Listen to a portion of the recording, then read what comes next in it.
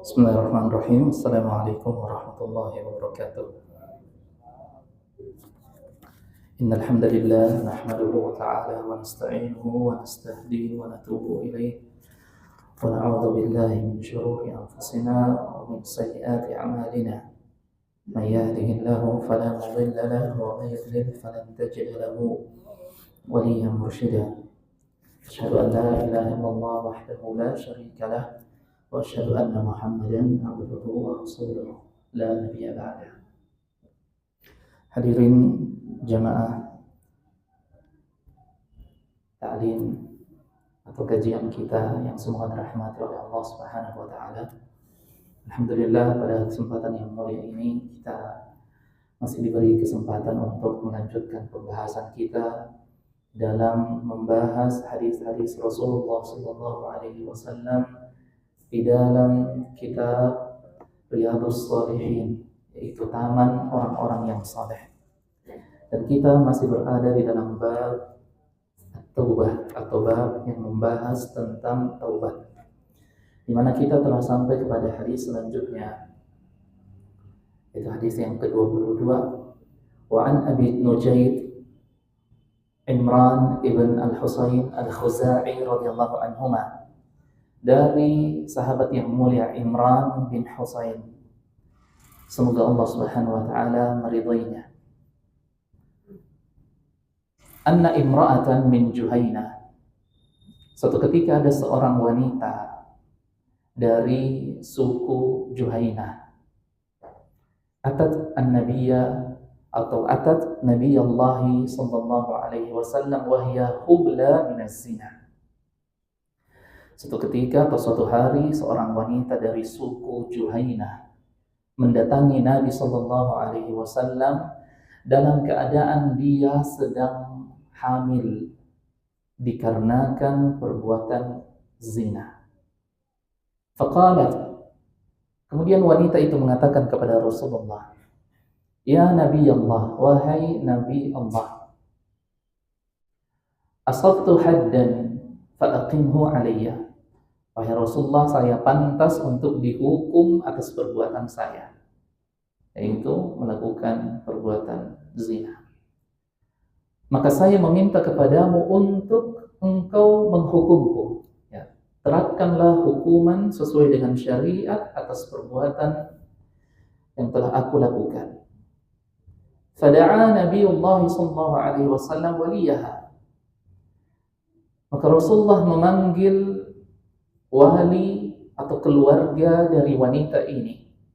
Faqala, kemudian Rasulullah mengatakan kepada keluarga dari wanita ini, ahsin ilaiha, ya, berbuat baiklah kalian kepadanya, yaitu kepada wanita tersebut.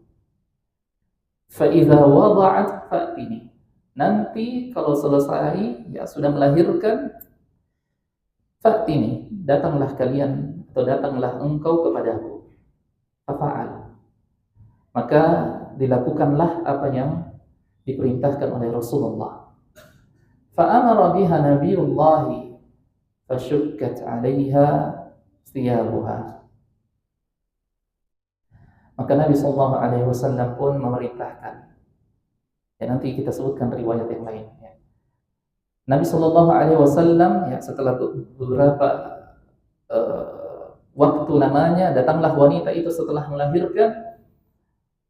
Kemudian Nabi sallallahu alaihi wasallam memerintahkan untuk bajunya itu, ya, atau tubuhnya ditutupi dengan bajunya, ya, diikat badannya dengan bajunya. Summa amara biha farujimat, kemudian akhirnya hukum pun ditegakkan atas dirinya, lalu kemudian dia dirajam. Summa shalla 'alaiha, kemudian Rasulullah pun menyolati wanita tersebut. Ya, setelah wanita itu wafat, Rasulullah memimpin salat jenazah untuk wanita itu. Faqala lahu Umar, ketika sahabat yang mulia Umar bin Khattab melihat peristiwa itu, di mana Rasulullah memimpin salat jenazah atas wanita yang telah melakukan perbuatan zina. Umar bertanya kepada Rasulullah, "Tusalli 'alaiha ya Nabi Allah wa qad zanat?" Wahai Nabi Allah, engkau menyolati wanita tersebut padahal dia telah melakukan perbuatan zina? Qala, Rasulullah bersabda, menjawab pertanyaan Umar, laqad tabat, wanita itu sungguh-sungguh telah bertaubat. Taubatan dengan sebuah taubat. Law qusimat baina sab'ina min ahli Madinah lawasi'atuhum. Ya, wanita itu telah sungguh-sungguh bertaubat dengan sebuah taubat yang harganya atau nilainya itu setara dengan 70 penduduk kota Madinah yang bertaubat. Artinya satu taubat wanita ini seandainya dibagi-bagikan kepada 70 penduduk Madinah, ya maksudnya adalah para sahabat yang lainnya yang tinggal di kota Madinah, lawasi'atuhum. Ya. Maka sungguh ya, taubatnya wanita itu mencukupi untuk bisa dibagi-bagi kepada 70 sahabat yang ada pada saat itu. Wa hal wajadta taubatan afdala min an jadat bi nafsiha lillahi ta'ala. Kata Rasulullah SAW ya kepada Umar, apakah engkau pernah mendapati ada taubat yang paling afdal, yang paling mulia ya dibandingkan dengan taubatnya seseorang yang menyerahkan dirinya kepada Allah Subhanahu wa taala dan mengakui perbuatan dosa yang telah ia lakukan dan rela untuk dihukum. Ma'asyiral muslimin yang semua dirahmati oleh Allah Subhanahu wa taala. Pelajaran penting yang bisa kita ambil dari hadis yang mulia ini tentang kisah seorang wanita. Ya, di dalam riwayat yang lain menyebutkan kisah yang sama. Jadi suatu ketika seorang wanita yang sedang hamil datang kepada Rasulullah. Lalu kemudian ia mengakui perbuatannya di hadapan Rasulullah dengan mengatakan, "Wahai Rasulullah, saya telah melakukan perbuatan zina, maka hukumlah saya." Di dalam riwayat disebutkan seorang wanita dan di dalam riwayat yang lain disebutkan seorang pria atau laki-laki.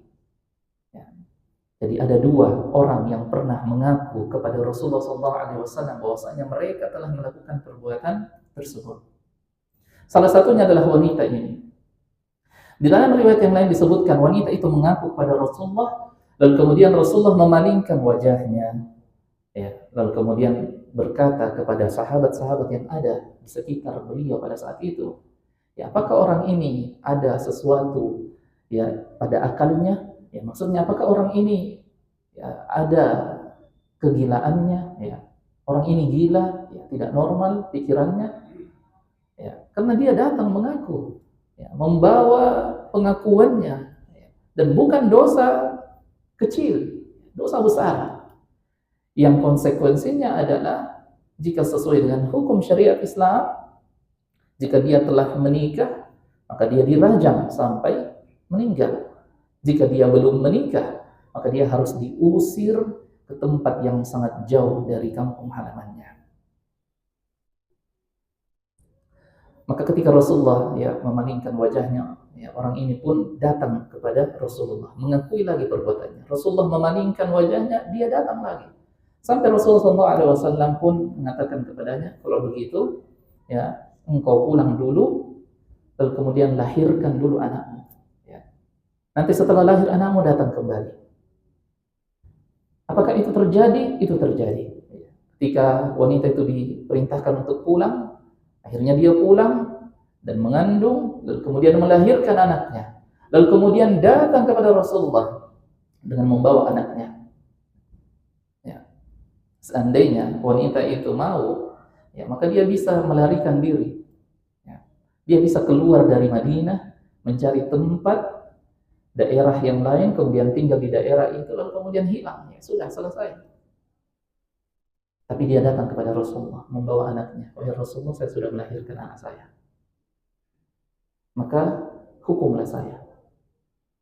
Rasulullah SAW apakah menghukum langsung? Tidak. Ya, Rasulullah perintahkan lagi kepadanya, pulang dulu, ya, urus dulu anakmu, susui dia, kemudian datanglah lagi. Akhirnya wanita itu pun pulang dan menyusui anaknya selama beberapa bulan lamanya, lalu kemudian datang kembali kepada Rasulullah. Ya. 3 kali Rasulullah memberikan kesempatan bagi wanita itu. Hingga pada akhirnya, ya, wanita itu pun dirajam. Di dalam riwayat tersebut, ketika kaum muslimin melempari batu wanita tersebut, percikan darahnya itu mengenai pakaian Khalid ibn Al-Walid radhiyallahu anhu. Ya, sahabat yang mulia Khalid. Lalu kemudian ketika percikan darahnya itu mengenai bajunya, dia mengatakan perkataan yang seolah-olah menunjukkan rasa jijiknya kepada wanita itu. Ketika Rasulullah mendengarkan perkataan itu, Rasulullah mengucapkan, wahai Khalid, taubatnya wanita ini seandainya dibagi-bagikan kepada penduduk Madinah, ya, beberapa di antara mereka, maka bisa mencukupi mereka. Ini riwayat yang lain. Masyaallah muslimin rahimahumullah. Hadis ini memberikan pelajaran kepada kita tentang betapa mulianya dan betapa agungnya Allah dan betapa maha pengasihnya Allah Subhanahu wa taala kepada hamba-hambanya yang melakukan dosa. Ya, dosa ini adalah di antara dosa-dosa kabair, dosa-dosa besar yang membutuhkan taubat yang sungguh-sungguh dan memenuhi syarat-syarat taubat. Ya, wanita ini ketika ia melakukan perbuatan tersebut, dia memiliki 2 pilihan. Pilihan yang pertama, dia diam lalu kemudian bertaubat dengan taubat yang sungguh-sungguh, dan niscaya Allah Subhanahu wa taala akan mengampuni dirinya. Ini pilihan yang pertama. Tanpa memberitahukan apa yang telah ia lakukan kepada orang lain. Pilihan yang kedua, ia datang kepada hakim dan kemudian dia meminta untuk dihukum. Pilihan kedua ini pilihan yang sangat berat, karena konsekuensinya adalah hukuman yang sangat berat juga. Tetapi wanita ini memilih pilihan yang kedua.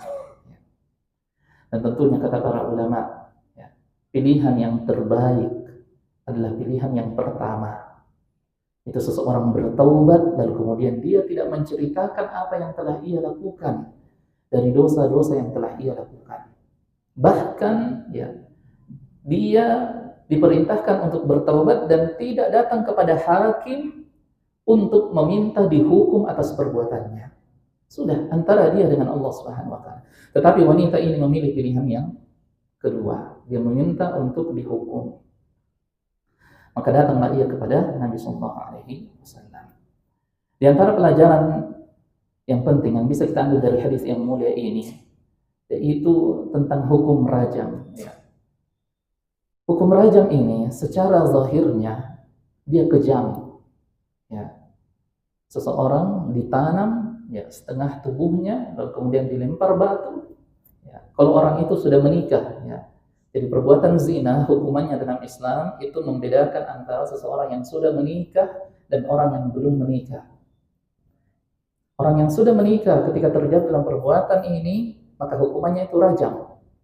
Ditanam setengah badannya lalu kemudian dilempar dengan batu sampai ia meninggal. Orang yang belum menikah ketika terjadi dalam perbuatan zina ini, ia dicambuk lalu kemudian dia diusir dari kampung halamannya. Tetapi sesuatu yang penting yang harus kita ketahui tentang hukum rajam ini, dalam sepanjang sejarah Islam tidak pernah terjadi hukum rajam kecuali di zamannya Rasulullah SAW. Dan itu tidak terjadi kecuali hanya kepada 2 orang ini saja. Setelah itu tidak pernah ada hukum rajam yang ditegakkan atau yang dilaksanakan. Kenapa? Karena hukum rajam memiliki syarat-syaratnya yang sangat ketat. dibutuhkan saksi. 4 orang harus bersaksi. Ya, melihat bahwasanya si A melakukan perbuatan zina dengan si B. Dengan persaksian yang meyakinkan. Dan tidak boleh ada perbedaan persaksian antara saksi yang pertama, kedua, ketiga, dan keempat. Ya. Jika ada perbedaan, ya, misalnya saksi A mengatakan, saya melihat dia melakukan perbuatan itu di tempat ini. Sedangkan saksi yang kedua mengatakan, saya melihat orang tersebut melakukan perbuatannya di tempat ini. Berbeda persaksiannya, maka keempat orang ini ya akan dihukum cambuk dan tidak akan diterima lagi persaksiannya. Ya, dia yang akan dihukum. Ya, ini syarat yang sangat berat, sehingga tidak ada orang yang mau bersaksi. Ya, tidak ada orang yang mau bersaksi. Makanya ya itu tidak terjadi kecuali di zaman Rasulullah SAW. Ya.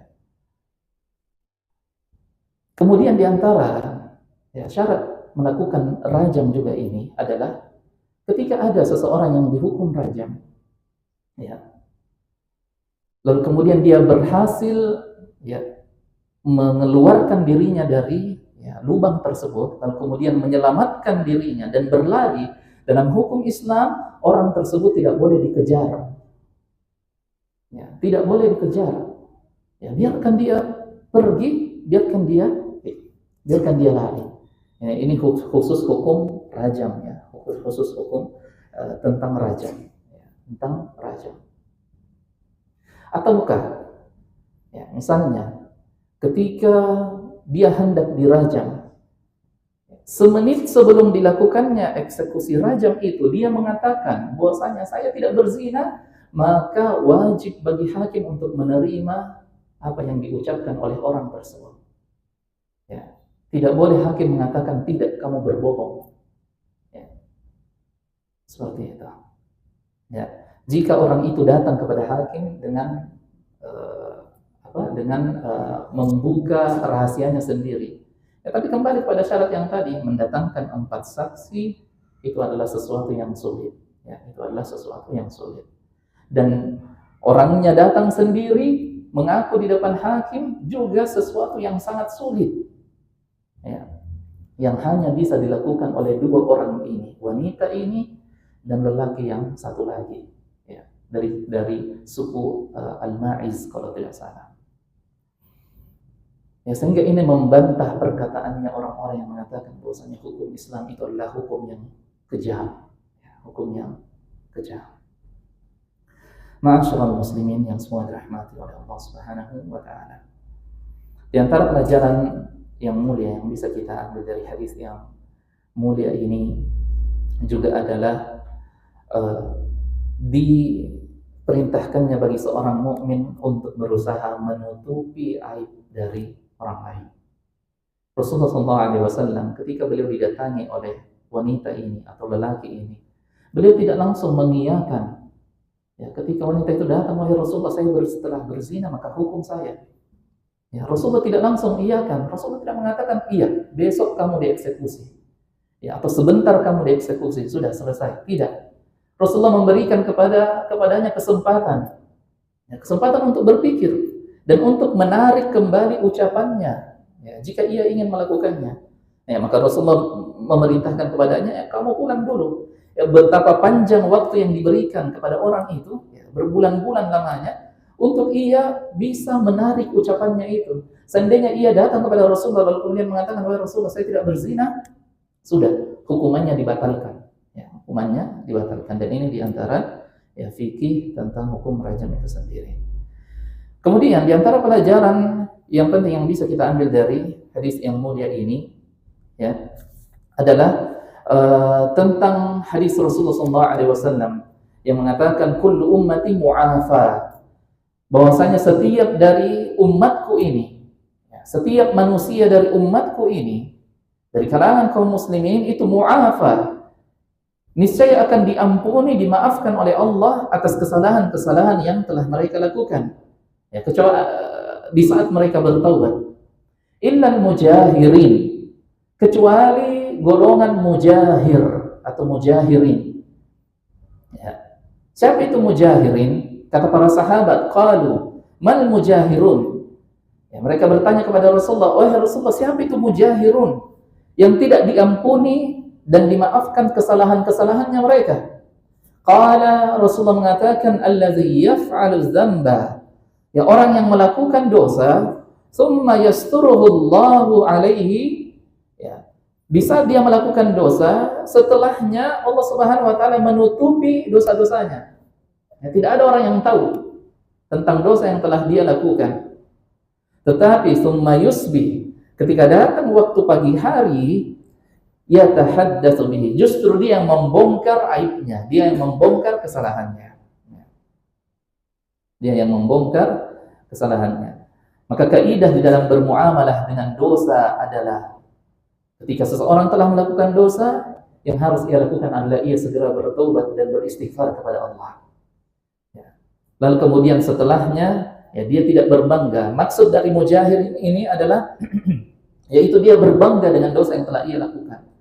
Ya, dia membanggakan dosanya, tidak seperti wanita tersebut. Ya, dia mengaku membuka dosanya di hadapan Rasulullah dengan tujuan untuk dihukum. Adapun mujahirin ini maksudnya adalah orang-orang yang ketika Allah menutup aibnya, justru dia dengan bangga membuka aibnya sendiri. Ya, semalam saya telah melakukan ini. Ya, pernah saya melakukan ini. Ya, pernah saya membunuh orang, pernah saya melakukan perbuatan ini dan perbuatan itu dengan tujuan untuk membangga-banggakan dirinya. Ya, dikhawatirkan dan ditakutkan ia masuk ke dalam kategori al-mujahirin. Itu orang-orang yang enggan diampuni oleh Allah Subhanahu wa taala. Kemudian ma'asyiral muslimin rahimakumullah, kita berpindah kepada hadis selanjutnya, yaitu hadis yang diriwayatkan oleh Ibnu Abbas radhiyallahu anhuma, semoga Allah Subhanahu wa taala meridai beliau. Adalah Rasulullah sallallahu alaihi wasallam bersabda, "Lau anna libni Adam mil awadi malan." Rasulullah bersabda, seandainya anak cucu Adam itu memiliki mil awadin malan, harta duniawi yang memenuhi sebuah lembah. Ya, jadi lembah yang sangat luas, yang sangat besar itu, ya, Rasulullah memperumpamakan seandainya anak cucu Adam ini punya harta yang memenuhi lembah tersebut. La ahabba anna lahu ilaihi mislahu. Maka dia akan bercita-cita, berkeinginan seandainya dia punya lembah yang kedua. Ya, harta yang memenuhi lembah yang kedua. Wala yamla'ina ibni Adam illa turab. Dan tidak ada yang akan, ya, memenuhi hasratnya anak cucu Adam itu dengan harta sampai akhirnya matanya itu ditutupi dengan at-turab, tanah. Ya, maksudnya ya, nanti dia puas dengan harta tersebut kalau Allah Subhanahu wa taala telah mematikan dirinya. Ya. Dan matanya telah dipenuhi dengan tanah. Wa yatubullahu ala man taba. Dan niscaya Allah akan memberikan taubat, mengampuni bagi orang yang bertaubat kepada Allah Subhanahu wa taala. Pelajaran yang bisa kita ambil dari hadis ini, ya. Kita sebutkan juga riwayat yang lain. Di dalam riwayat yang lain Rasulullah SAW menyebutkan bahwasanya seandainya anak cucu Adam itu diberikan satu lembah yang berisi emas, ya, yang berisi emas, satu lembah, satu gunung yang isinya semua emas, latamanna yakuna lahu thaniyah, dia akan berkeinginan, bercita-cita, berangan-angan, ya, seandainya dia punya lembah emas yang kedua atau gunung emas yang kedua. Kalau dia punya yang kedua, latamanna yakuna lahu thalithah. Kalau dia punya yang kedua, dia akan berkeinginan, berangan-angan seandainya dia punya yang ketiga, yang keempat, yang kelima, dan seterusnya. Ya. Dan tidak ada yang bisa memuaskan dan memenuhi hasratnya terhadap kehidupan dunia ini. Hasratnya di dalam mengumpulkan harta, kemudian ia melupakan kewajibannya sebagai seorang muslim, sebagai seorang mukmin, ya, sampai lubang hidungnya, kalau di sini kan disebutkan matanya, di dalam riwayat yang lain disebutkan hidungnya, itu sudah dipenuhi dengan tanah. Ya, artinya angan-angannya terhadap kehidupan dunia ini nanti terputus kalau dia telah meninggalkan kehidupan dunia ini, jasadnya telah diturunkan ke dalam tanah, lalu kemudian ya jasadnya ditutupi dengan tanah sampai memenuhi ya lubang matanya dan lubang hidungnya. Dan Allah Subhanahu wa taala menerima taubat bagi siapa yang bertaubat. Ma'asyiral muslimin rahimakumullah. Pelajaran penting dari hadis yang mulia ini adalah tentang sifat dasar manusia. Itu senang mengumpulkan dan berjuang mati-matian untuk mendapatkan harta duniawi. Apakah itu tercela? Tidak. Allah Subhanahu wa taala menyebutkan wala tansa nasibaka minad dunya. Jangan engkau lupa bagianmu dari kehidupan dunia. Ya. Kita diperintahkan untuk berusaha mencari kehidupan dunia. Tetapi yang salah adalah menjadikan dunia sebagai tujuan akhir kita. Menjadikan dunia ini ya seolah-olah kita tidak akan pernah berpisah dengan dunia ini. Yang membuat kita lupa terhadap tujuan penciptaan kita di atas dunia ini, yaitu linabluwakum ayyukum ahsanu amala. Yaitu untuk menguji kalian wahai anak cucu Adam, siapakah di antara kalian yang bisa mempersembahkan amalan yang terbaik kepada Allah Subhanahu wa taala. Dan amal yang terbaik itu tidak akan kembali kepada Allah manfaatnya. Di dalam hadis yang lain Allah Subhanahu wa taala menyebutkan ya, "Law anna awwalakum wa akhirakum wa insakum wa jinnakum kanu ala atqa qalbi rajulin wahidin minkum ma zada dzalika fi mulki syai'an." Allah menyebutkan seandainya seluruh manusia dari Nabi Adam sampai ke cucu-cucunya, sampai ke manusia yang paling terakhir hidup nanti, semua mereka itu bertakwa kepada Allah. Ya, semua mereka hatinya bersih, hatinya suci, semuanya taat kepada Allah. Tidak ada yang kufur kepada Allah. Kata Allah Subhanahu wa taala, "Ma zada dzalika fi mulki syai'an."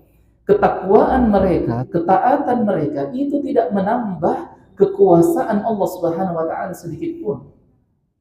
Dan sebaliknya, "Law anna awwalakum wa akhirakum wa insakum wa jinnakum kanu ala ashqa qalbi rajulin wahidin minkum ma naqasa dzalika fi mulki syai'an." Sebaliknya juga, kalau seandainya seluruh manusia, semua manusia tanpa terkecuali yang pernah hidup di atas dunia ini, ya dari kalangan manusia dan dari kalangan jin, itu semuanya ingkar kepada Allah, semuanya kufur kepada Allah. Tidak ada yang mau tunduk kepada perintah Allah. Kata Allah Subhanahu wa taala, "Ma naqasa dzalika fi mulki syai'an." Ya, ketidaktaatan mereka, ketidakpatuhan mereka, keingkaran mereka, seluruh manusia, seluruh dari bangsa manusia dan jin, itu tidak mengurangi sedikit pun kekuasaan Allah Subhanahu wa taala. Ya. Maka ketaatan yang kita lakukan itu ya, akan kembali kepada kita. Ya, akan kembali kepada kita sebagaimana sabda Rasulullah SAW.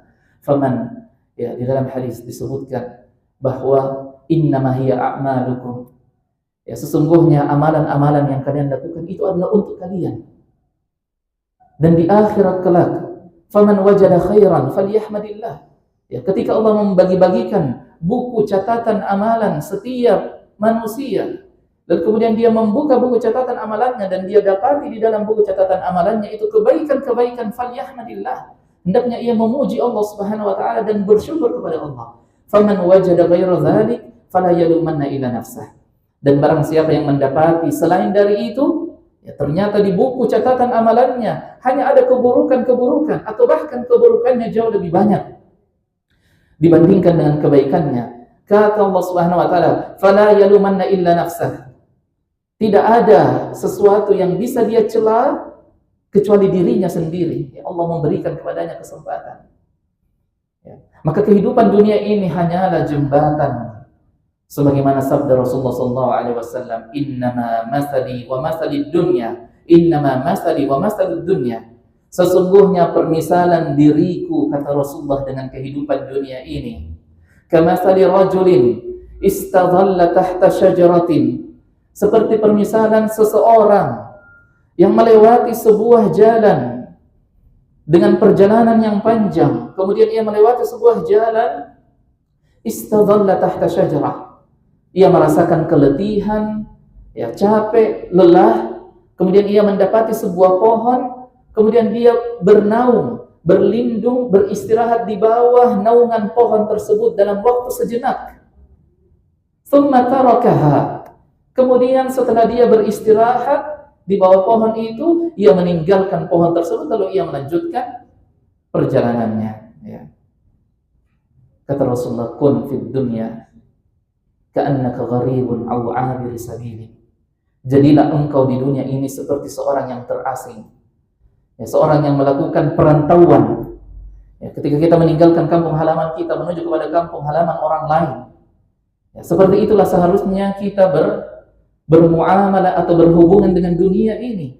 Ya, kita hidup di kampungnya orang lain seperti seorang terasing, ya, tidak punya keluarga, keluarga kita jauh dari kita, teman-teman kita jauh dari kita. Yang kita lakukan di sana misalnya ya hanya mencari nafkah saja. Suatu ketika nanti kita akan tinggalkan kampung halamannya orang lain itu dan kita pulang ke kampung halaman kita sendiri. Kata Rasulullah, hiduplah engkau seperti itu di atas dunia ini, ya. Seperti seorang yang terasing, seorang yang merantau. Seorang yang merantau adalah seorang yang mengumpulkan perbekalan yang sangat banyak untuk dirinya agar dia bisa membawa pulang, ya, perbekalan yang sangat banyak. Aw 'abir sabil, kata Rasulullah, atau seperti seorang yang hanya melewati saja, ya, sebuah kampung lalu kemudian dia tidak menetap di kampung itu. Ya. Maka seperti itulah dunia, ya. Kita tidak dilarang untuk mencarinya, bahkan kita diperintahkan untuk mencarinya dan menjadikan dunia itu sebagai jembatan kita menuju kepada kehidupan akhirat. Betapa banyak pintu-pintu kebaikan yang Allah buka bagi orang-orang yang diberikan keluasan harta yang tidak diberikan kepada orang-orang yang rezekinya ya tidak sebanding dengan orang-orang kaya.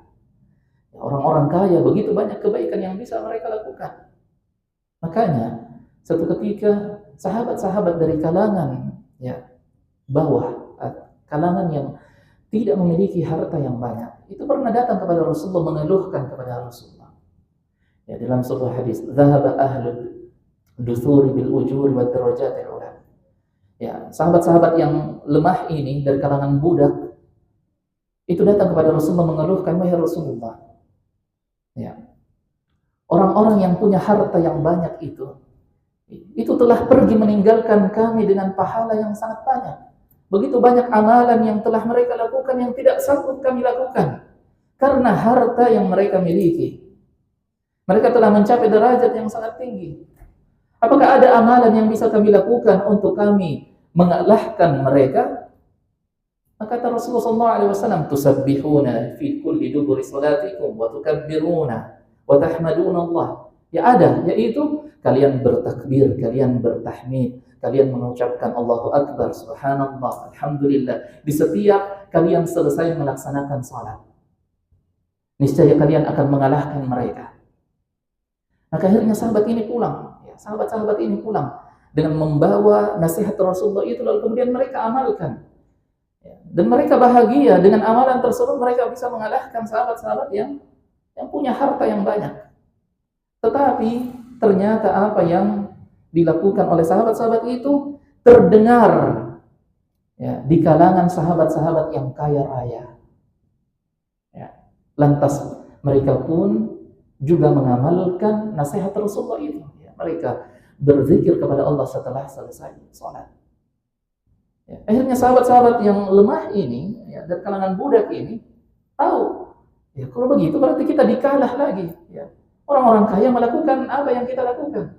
Maka mereka pun mendatangi Rasulullah kembali. "Wahai Rasulullah, ya, bagaimana ini? Apa yang engkau ajarkan kepada kami itu juga diamalkan oleh mereka ini, ya, oleh Abu Bakar, ya, oleh Utsman, oleh Abdurrahman bin Auf, ini kalangan sahabat yang kaya raya."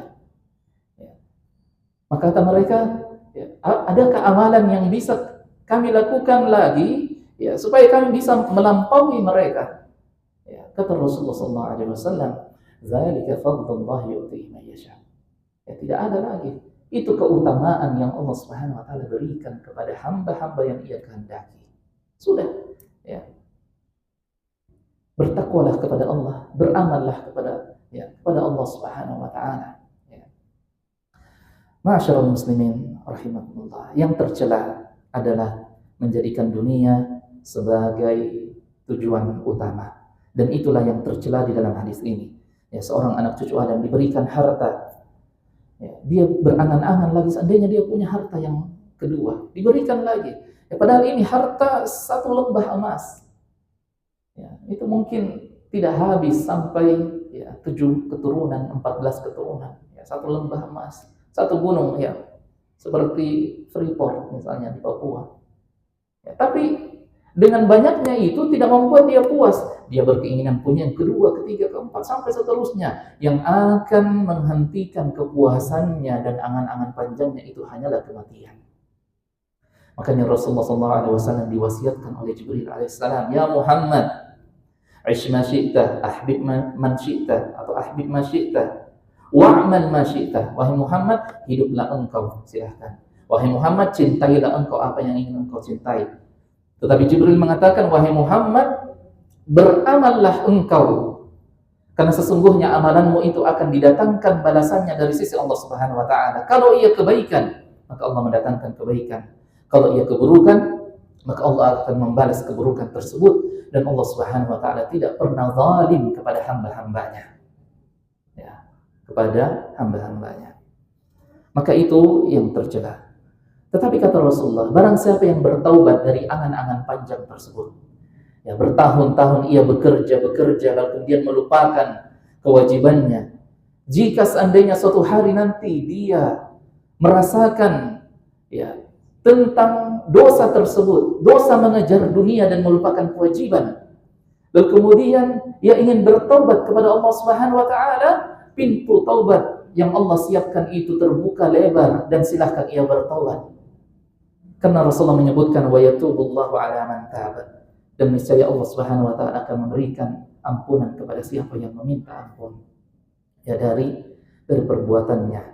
Ya, sehingga ini juga memberikan pelajaran kepada kita bahwa yang berangan-angan panjang itu ya tidak bagus. Berangan-angan panjang itu tidak baik.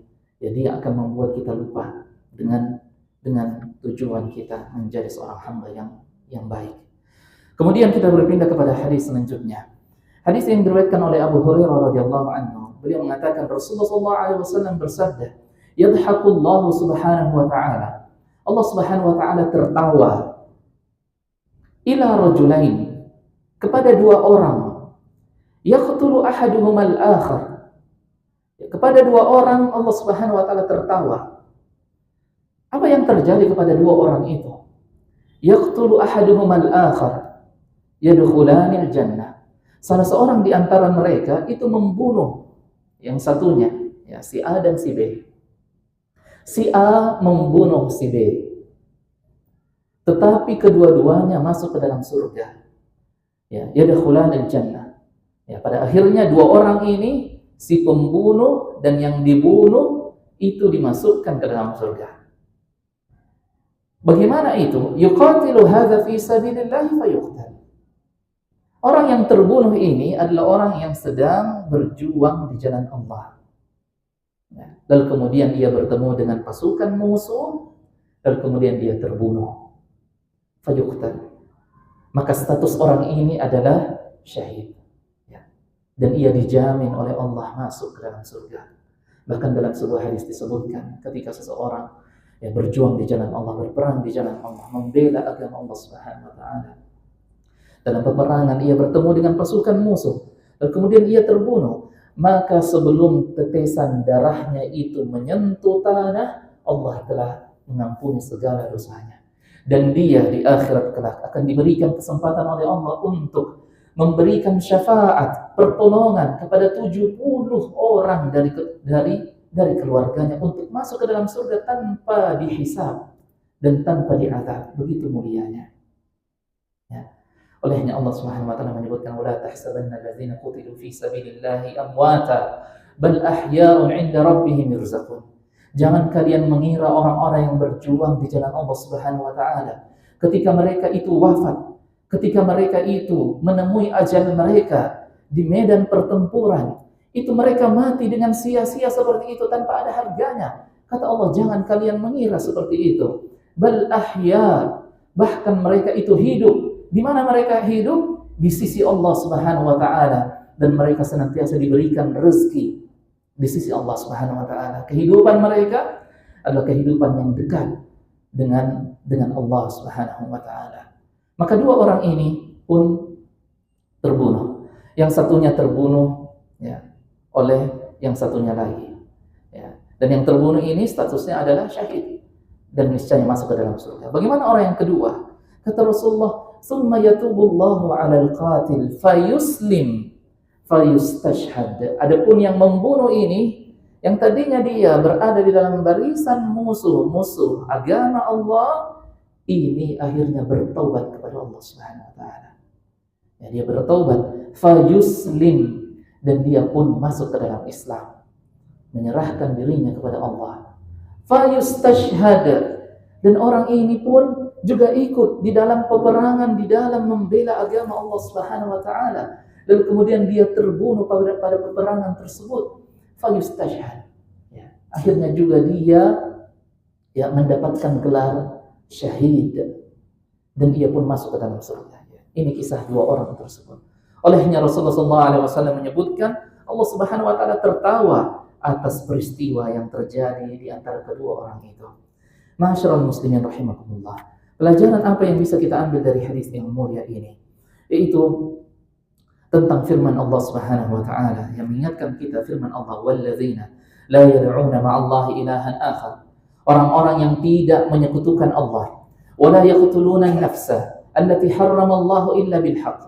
Dan juga dia tidak membunuh jiwa yang Allah Subhanahu wa taala lindungi jiwa tersebut yang haram untuk dibunuh. Ya, wala yaznun, dan tidak melakukan perbuatan zina. Wa may yaf'al dzalika yalqa asama. Tetapi barang siapa yang melakukan perbuatan-perbuatan itu, melakukan kesyirikan atau membunuh atau berzina atau wal iyadzu billah, mengumpulkan ketiga dosa besar ini, yalqa asama, niscaya dia akan mendapati dosa yang telah Allah tuliskan atas perbuatannya.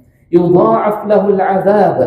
Ya, dan Allah akan melipat gandakan azabnya, hukumannya nanti di akhirat, yaumul qiyamah, wa yakhlud fihi muhana, dan dia akan kekal di dalamnya, ya, di dalam hukuman tersebut, dan Allah Subhanahu wa taala akan menghinakan dirinya. Illa man taba wa amana wa 'amila shalihan, kecuali orang-orang yang bertaubat, lalu kemudian dia beriman kepada Allah, lalu kemudian dia beramal saleh, fa ulaika yubaddilullahu sayyi'atihim hasanat. Mereka itu orang-orang yang akan Allah Subhanahu wa taala gantikan kesalahan-kesalahan yang telah mereka lakukan dengan kebaikan-kebaikan. Wa kana Allahu ghafurur rahim. Dan adalah Allah Subhanahu wa taala itu Maha Pengampun lagi Maha Penyayang lagi Maha Pengasih. Ya. Ayat ini atau hadis ini menjelaskan kepada kita bahwa orang-orang yang bertaubat dari keburukan-keburukan yang telah ia lakukan, niscaya Allah Subhanahu wa taala akan menjadikan keburukan-keburukan tersebut menjadi kebaikan-kebaikan nantinya. Maksudnya bagaimana? Yaitu ketika ia melakukan dosa, keinginan-keinginan, pikiran-pikirannya itu dipenuhi dengan keinginan-keinginan untuk melakukan dosa. Di saat ia bertaubat dengan taubat yang jujur, maka Allah menggantikan keinginan-keinginan atau hasrat-hasratnya yang dulunya dipenuhi dengan hasrat melakukan dosa, itu digantikan dengan hasrat melakukan kebaikan-kebaikan. Bercepat-cepat dalam melakukan kebaikan-kebaikan, bersungguh-sungguh dalam melakukan kebaikan-kebaikan. Maka kekufuran diganti dengan keimanan. Dosa-dosa besar digantikan dengan amalan-amalan kebaikan yang pahalanya juga besar di sisi Allah Subhanahu wa taala. Kelalaian digantikan dengan hati yang senantiasa terjaga dan mengingat tentang kehidupan akhirat. Di antara pelajaran yang penting yang bisa kita ambil dari hadis yang mulia ini tentang sifat Allah Subhanahu wa taala, yaitu tertawa. Yaitu Allah Subhanahu wa taala juga tertawa. Tetapi bagaimana tertawanya Allah? Tertawanya Allah Subhanahu wa taala hanyalah Allah yang tahu bagaimana caranya. Kita tidak boleh mempermisalkan tertawanya Allah itu seperti tertawanya manusia dan seterusnya.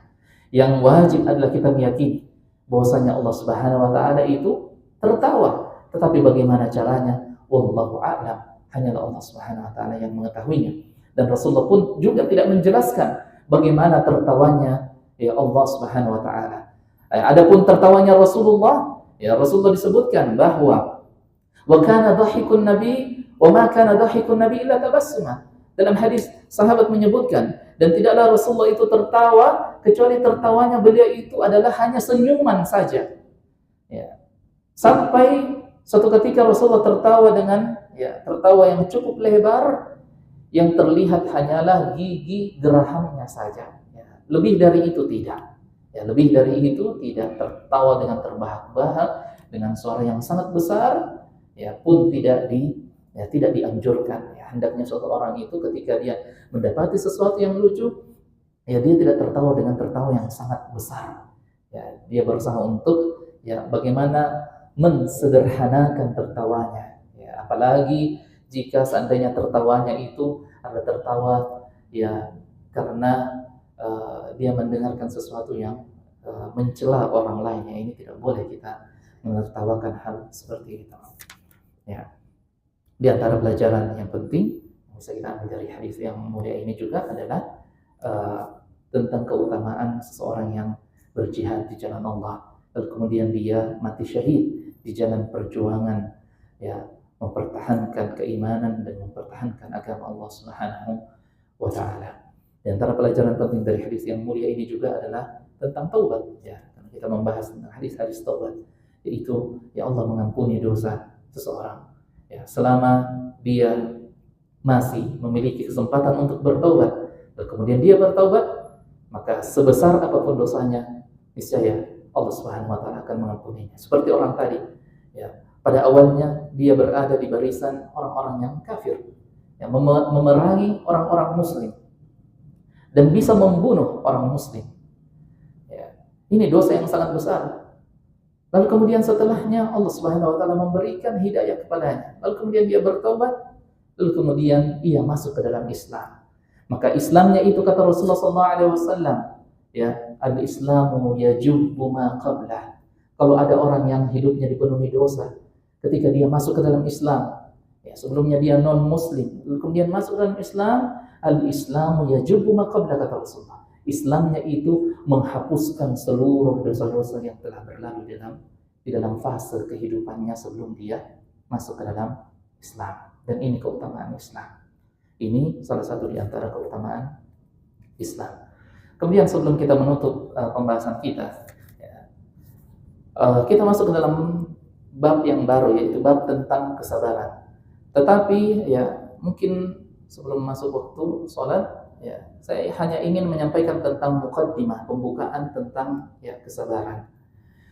Kesabaran itu artinya menahan, artinya menahan, habsun nafs, menahan jiwa.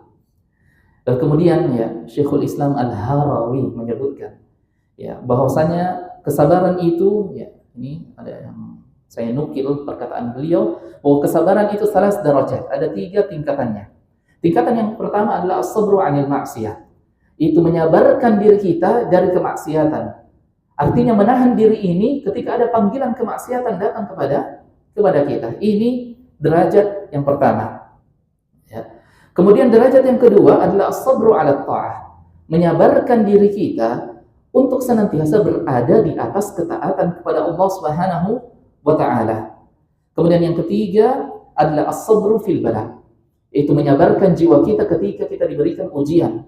Dan ujian ini ada 2, ujian kesenangan dan ujian kesedihan. Lalu kemudian Imam Ibn Qayyim Al-Jauziyah rahimahullah juga menyebutkan 3 jenis kesabaran. Kesabaran yang pertama adalah, kata beliau, sabrun billah. Kesabaran yang kedua, sabrun lillah. Dan kesabaran yang ketiga adalah sabrun ma'allah. Kesabaran yang pertama yaitu sabrun billah. Itu bersabar dengan mengharapkan bantuan dari Allah Subhanahu wa taala agar Allah memberikan kesabaran itu kepada kita. Maksudnya adalah kita menginginkan kesabaran itu diberikan oleh Allah kepada diri kita. Di dalam ayat Allah Subhanahu wa taala menyebutkan wasbir, bersabarlah engkau, wa ma sabruka illa billah. Dan tidaklah engkau mampu bersabar kecuali Allah memberikan kesabaran itu kepada engkau. Sehingga kesabaran itu adalah sesuatu yang harus kita minta kepada Allah Subhanahu wa taala. Tidak boleh kita melupakan meminta pertolongan kepada Allah untuk memberikan rezeki berupa kesabaran itu kepada kita. Yang kedua adalah itu menyabarkan diri kita di jalan Allah Subhanahu wa taala. Lalu kemudian yang ketiga, menyabarkan diri kita dengan niat ikhlas, hanyalah Allah Subhanahu wa taala yang kita inginkan, ya, pahala darinya yang kita inginkan dan bukan dari orang lain, ya, atas landasan kesabaran itu. Ini yang bisa kita sampaikan dari kajian kita pada kesempatan yang mulia ini. Semoga bermanfaat untuk kita semua. Kurang dan lebihnya mohon dimaafkan. Subhanakallah wa bihamdika asyhadu an la ilaha illa anta astaghfiruka wa atubu ilaik. Wassalamualaikum warahmatullahi wabarakatuh.